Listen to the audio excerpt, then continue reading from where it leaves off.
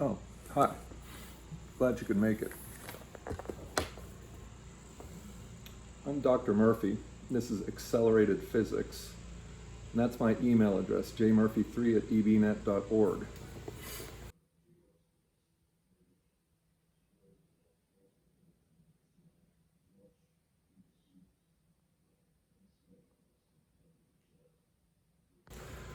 Just wanted to say hello and let you know where you're going to report each morning when we have class, and a little bit about the expectations, and then I'll see you Tuesday or Wednesday.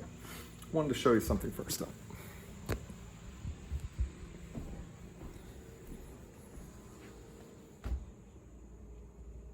See that spot on the wall?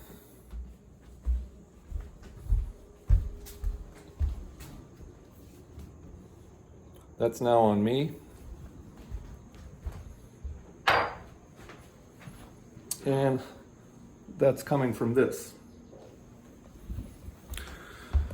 We'll talk about what physics is, but it's basic. It's the most basic science, and we're responsible for explaining everything in the physical world, from subatomic particles to light to galaxies. By the end of this course,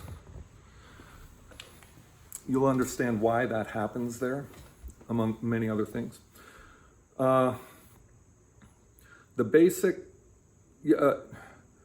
Basically, I think what you need to know at this point is that every morning when you have class, whether you're virtual or in person, you're going to go to the Canvas website, and there will be a link there for a Teams meeting, and we'll begin every class with a Teams meeting. You will be expected, whether you're virtual or whether you're in class, to be logged into that Teams meeting within 3 minutes of the start of the period. So let's set that expectation. That'll keep us on track. Every day we'll do a mix of discussion, instruction using Teams. We'll also go off of Teams, and you'll work on problems. You'll do some things with the textbook, etc. We'll talk about how we do labs, etc. But anyway, just get into the habit every morning. Go to Canvas, find the link for the Teams video, and pop in.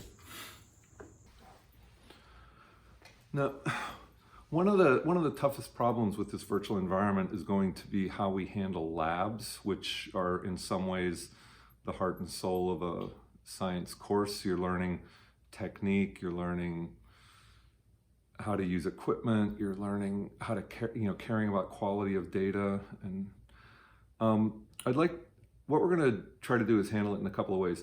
There are going to be some labs that I can put together so that they can be handled using everyday household items, in which case your child will do the lab at home. A lot of labs, though, frankly, will require specialized equipment that we have here in class, and I don't see any way around this, but what we'll do is we'll have the students who are in that day take the data for the class, and so we'll open up with the usual Teams meeting. Then we'll set up the app, we'll keep the Teams meeting going so that students can see the apparatus and what we're doing.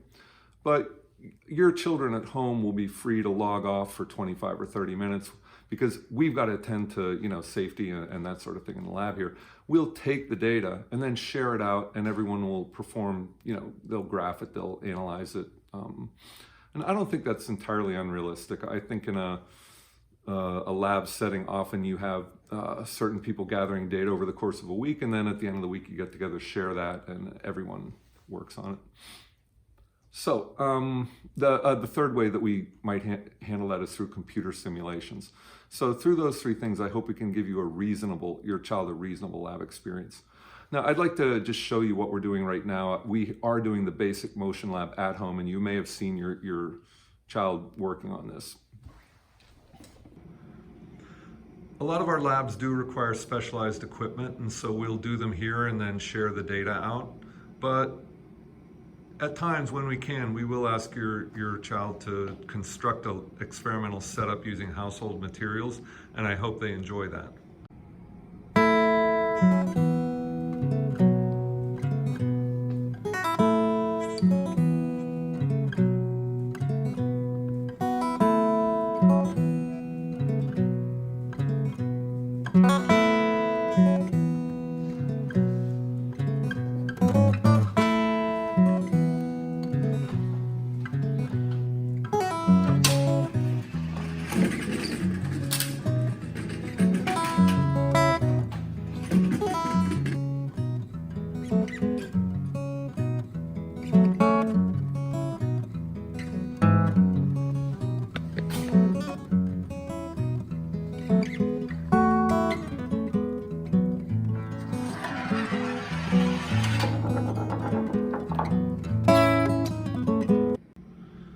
currently doing a lab, and so you may see a setup of this sort at your home.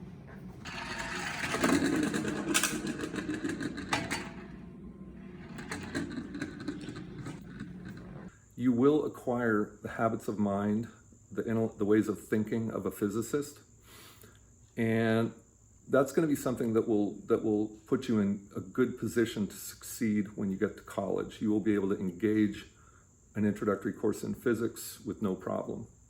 So I can promise you that. However, it's going to take a lot of self-discipline and engagement with self-study on your part.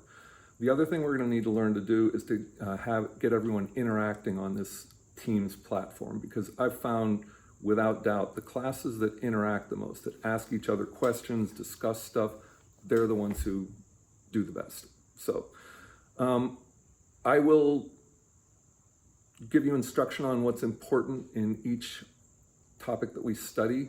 You'll do some self-study in the textbook, which is really well organized. We'll work problems together. The math is not that difficult in this course.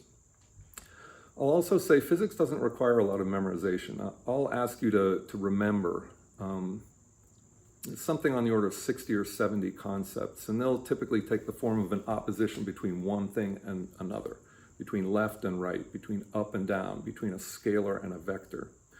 None of those things is difficult in itself. What's difficult are the complex and often very deep relations between those individual distinctions and judgments. So when I talk about habits of mind of a physicist, I'm talking about making judgments of that sort based on concepts and evidence, and then following out the logical consequences. If you look at a number and you decide it's a vector, there are multiple consequences to that. And that's what we'll learn to do. And virtually everything we study will have that kind of a character. So I think you'll find it kind of fun. You'll learn a lot that's unexpected about the physical world. It should intrigue you at some level. I hope you like math a little bit. There is some of that.